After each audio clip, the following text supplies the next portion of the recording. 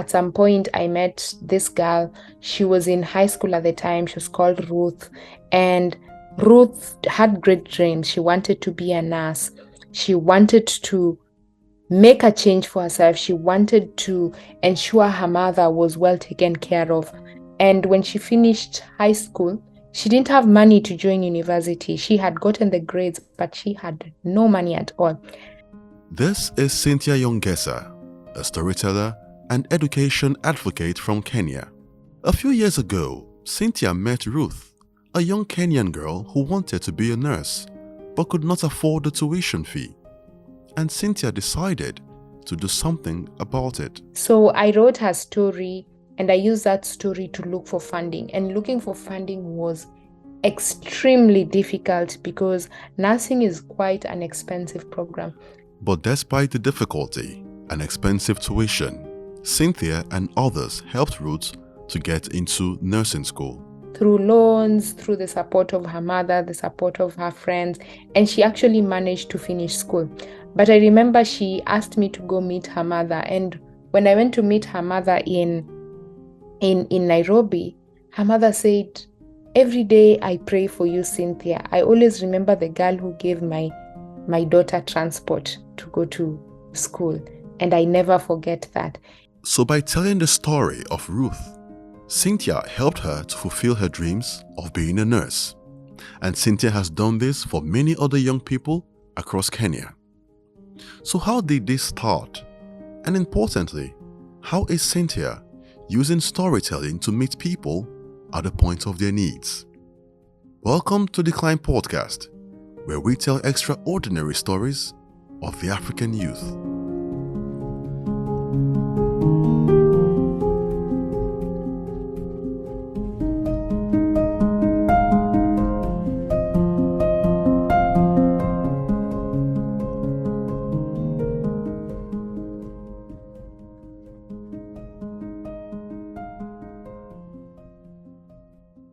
My name is Cynthia Nyongesa.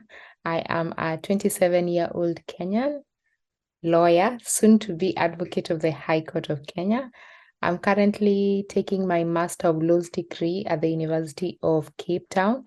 I am a Mandela Rhodes Scholar, so this is an excellent scholarship for young leaders in Africa to come study in South Africa, but also get to be a part of Nelson Mandela's legacy of education, leadership, reconciliation, and entrepreneurship. Over the last 9 years, I have been working in the advocacy space, particularly focusing on education. So I started my own digital platform called Cynthia Untamed, and I've been using this platform over the years to advocate for the power of education and how it contributes to development. For almost a decade, 27-year-old Cynthia Nyongesa has been using the power of storytelling and public advocacy to get opportunities and access to education to hundreds of young Kenyans. Her blog, Cynthia Untamed, has featured the stories of numerous young Kenyans, getting them the funding and opportunities they need to live their dreams. So how did all this start? Cynthia tells me that her motivation lies in the economic disparity she witnessed growing up. Well, I was born in Kericho County. This is one of the highland regions of the country. So it's quite green, healthy, very fertile. And this is where most of the tea in Kenya comes from. So if you see any tea in the UK or anywhere across the world, it comes from this place where I was born. But my ancestral home is in the western part of the country. I grew up in different parts of Kenya, from Kericho to Nyeri, Nairobi, and Kiambu County regions. This is because my parents were working for the government, so they often shifted jobs and location every few years. But the most interesting thing I think about my childhood is how my parents emphasized on the power of education. Education, while I was growing up, was quite diverse and quite different for many people. I had the privilege of attending different kinds of schools. So I attended private schools as well as public schools, and I got to see the difference that made in people's lives. So, for example, when I was in a private school, I had access to everything. I had access to committed teachers who were built. If they made a mistake, if they didn't do things right, then they would easily get fired. And this ensured that we were always completing the syllabus on time. In fact, for a long time, we would cover the syllabus twice. But I would also see children, particularly when I was in public schools, struggling to access the same opportunities. In as much as I was in a public school at some point in my life, I realized that I had more opportunities even in that public school compared to children who are from disadvantaged backgrounds. So when I was in a public school, for example, the government would provide textbooks for children, but the textbooks were not enough. So we had to share the textbooks. At a time when we were taking about 5 or 6 subjects, it meant that my deskmate and I could only be given 3 or 2 textbooks each. And that meant that there was a deficit in terms of the textbook allocation. So if I had a maths and English textbook, then it meant that I wasn't going to get a Kiswahili and science textbook from the government. And my parents would accommodate for this deficit because I'd go home and I'd say, these are the 2 textbooks I got from the school, so these are the other textbooks that I need you to buy. And they would buy that. But my fellow classmates who are from disadvantaged backgrounds in public schools did not have that kind of opportunity. So that meant that they would have to borrow my textbooks and do homework before they went home. If assignments were given on a Friday and they were due on a Monday, then maybe they'd have to come very early on Monday to do some of the assignments from children like me who had extra textbooks.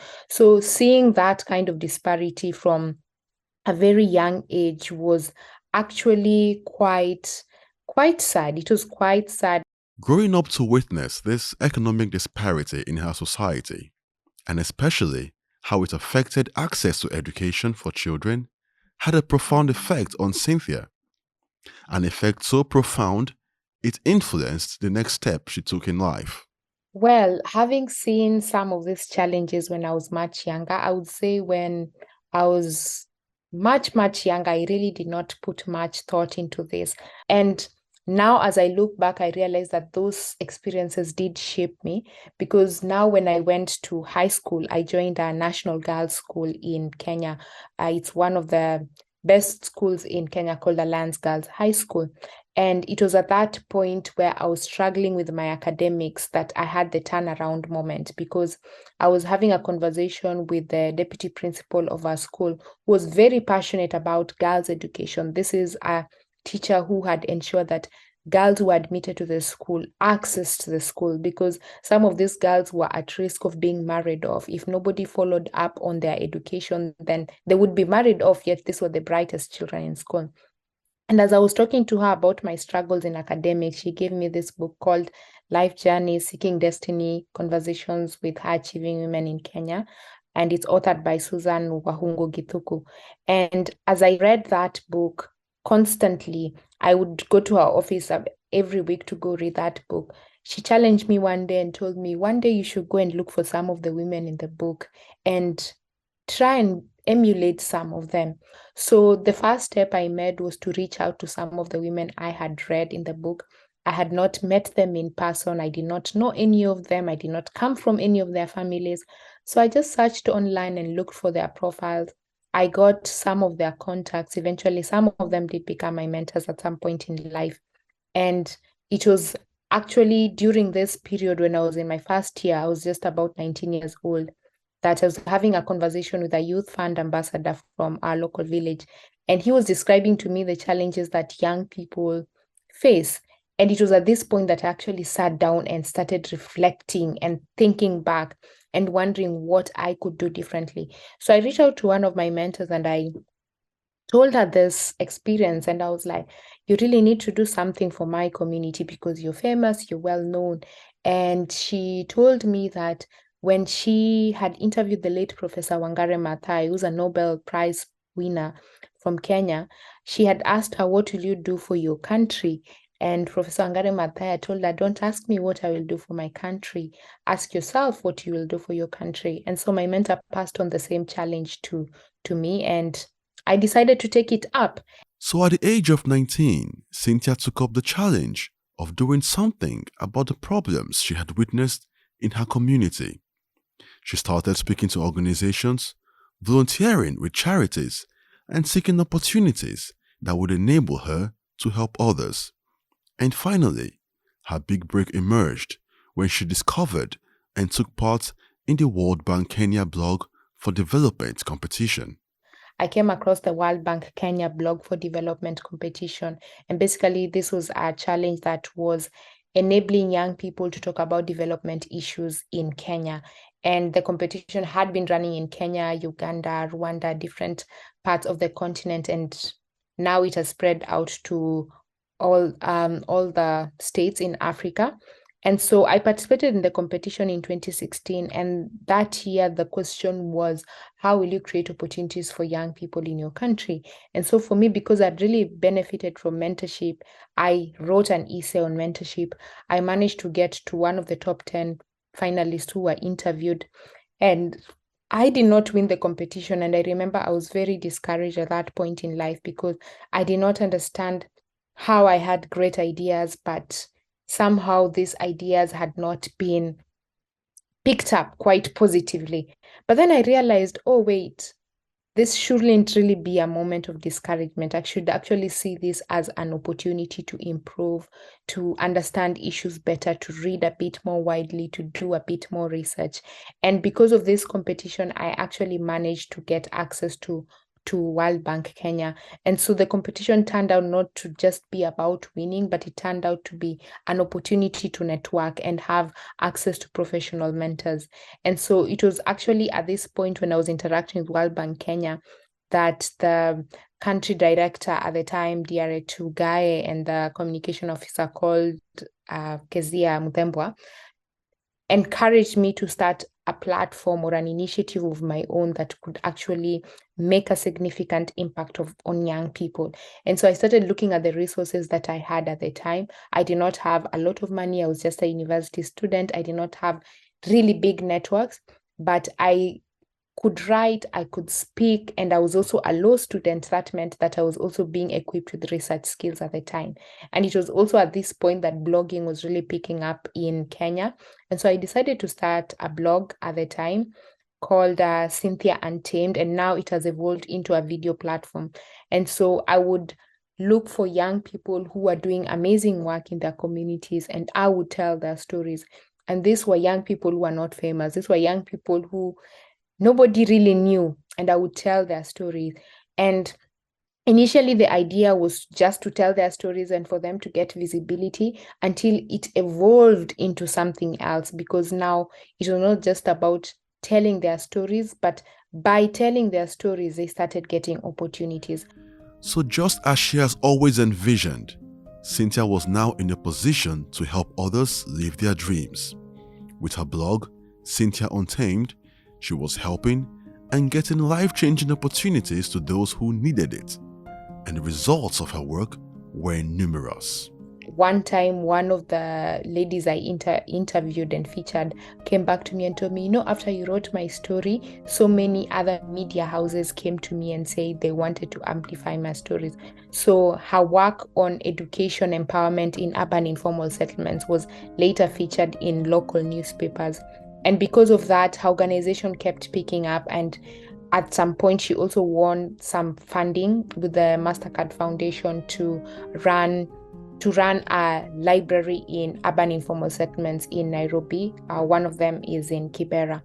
One of the other people that I interviewed actually managed to get a scholarship at the African Leadership Academy. And she told me that because of writing her story, she was able to use this application to apply to the African Leadership Academy. And it was now seeing how amplifying the stories of change makers kept bringing opportunities for them that kept me going. I would say in terms of how it has been challenging and exciting at the same time. As Cynthia's blog continued to grow, with the impact felt by so many, Cynthia started gaining access to development organizations and foreign embassies in Kenya. And during one of these embassy visits, Cynthia met a young girl who would become the subject of one of the most impactful stories she ever wrote. So I started getting access to embassies and other organizations in Kenya. Particularly the Canadian High Commission in Kenya invited me for a Girls' Day event that was in partnership with Plan International. And the idea was to interact with young girls who were ambitious and were looking for opportunities. So I remember at some point I met this girl. She was in high school at the time. She was called Ruth. And Ruth had great dreams. She wanted to be a nurse. She wanted to make a change for herself. She wanted to ensure her mother was well taken care of. And when she finished high school, she didn't have money to join university. She had gotten the grades, but she had no money at all. So I wrote her story and I used that story to look for funding. And looking for funding was extremely difficult because nursing is quite an expensive program. And I remember that is when I discovered online fundraising platforms. At the time I was using Mchanga, and I would ask people to contribute as little as you can, as much as you can. And I remember at the time I was only able to raise $50 because it was just about 5,000 Kenya shillings. And out of raising the $50, I was actually feeling a bit disheartened until someone reached out to me online and said, "Hey, Cynthia, I saw your campaign. What do you need?" And so I actually met this person because they'd just flown in from South Korea, and they wanted to understand how they could help her. And I told the person that she really needs textbooks and uniforms. And the person said, "Okay, I can contribute to her textbooks." The textbooks are very, very expensive. And in as much as the $50 could not buy even one textbook, this person bought her the core textbooks that she needed. And that was actually a way that enabled her to keep moving forward, because her mother was also looking for some sources of funding. At some point, she did not even have transport to go to the school, but the $50 came through because that is how she managed to go to school. Eventually, she found her way through loans, through the support of her mother, the support of her friends, and she actually managed to finish school. But I remember she asked me to go meet her mother, and when I went to meet her mother in Nairobi, her mother said, "Every day I pray for you, Cynthia. I always remember the girl who gave my daughter transport to go to school, and I never forget that." And just realizing that even the opportunities I was getting was because I was actually doing my best to enable other young people to access opportunities was actually encouraging. And in as much as I was not raising billions and billions of dollars at the time, I was like, okay, I'm heading in the right direction. And if I keep this up, then at some point I will keep reaching out to more people one way or another. Speaking to Cynthia had been a most remarkable experience for me, and I was profoundly inspired. You see, what Cynthia is doing is exactly what we set out to do here with the Climb podcast, telling the extraordinary stories of youths across Africa so they can get the opportunities they need to do greater work for the continent, while also inspiring other young Africans. Now, before I let Cynthia go, I asked her what she would say to other young Africans looking to become changemakers in their own communities. I would say the first thing you need to do is identify the resource that you have at hand. In my case, I asked myself, what skills do I have? Public speaking and writing. What space is available? The internet. And I took it up because the internet was generally free. I forgot to mention that I would blog and write these things when I was in school because that is where there was Wi-Fi. There was no Wi-Fi at home, so I would use the Wi-Fi in schools. So those were the resources that I had. So for you as a young person, sit down and reflect and ask yourself, what resource do I have? What skill do I have? What challenge am I seeing? And then how can I make a difference? And I think the challenge with young people and what discourages them is that they always imagine that they must impact 2,000 people at once. No, just start with one person. If today you impact one person, if you sponsor one person to school, the next year you'll have more money to take two to school. Then the next year you have 3 to take to school, and it keeps growing. The more you grow, the more you're exposed to opportunities, the more you have a larger impact. But I would also encourage young people to also have a plan. Do things systematically. Don't just wake up and start saying you're now making a change in the society. Sit down and ask yourself, what is going on in my country? What is the context of my country? And what is the context of the globe? So, for example, in my case, I sat down and I looked at the country and I looked at the vision of our government. We have the Vision 2030, that is to ensure Kenya is fully developed by 2030. And then we had the Sustainable Development Goals, which is the global agenda. And so I made sure in all my actions and in all the activities I was a part of, they were either contributing to the Vision 2030 or in one way or another contributing to the SDGs. In your country, you may have a different strategy. In your community, maybe in your village, you also have a village strategy. Ask yourself how your actions feed into the larger strategy, because I think where the disconnect happens with young people is you're just doing things without a system. So even in terms of documentation, you're not able to align your work to a particular vision, your personal vision, your organizational vision, and your community vision and national and global vision at the same time. So I'd say think in terms of those contexts and then take one step at a time. These things will not happen in one day. You'll not make an impact in one day. You'll make an impact in the course of different years. So, for example, I have been in this space for about 9 years. It's not even a decade. So I'm still young in this system. So I keep doing my best each day.